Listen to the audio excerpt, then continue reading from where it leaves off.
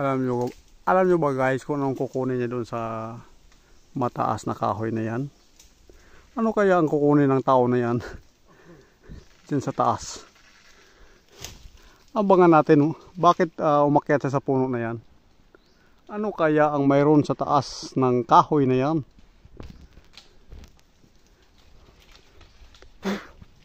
Kung makilala nyo siya, siya si Buni Arsaga.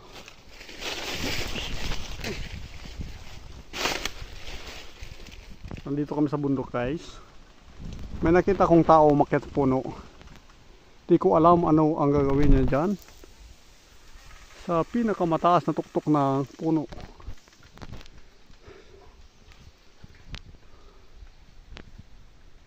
Ano kaya ang mayroon dyan? Abangan.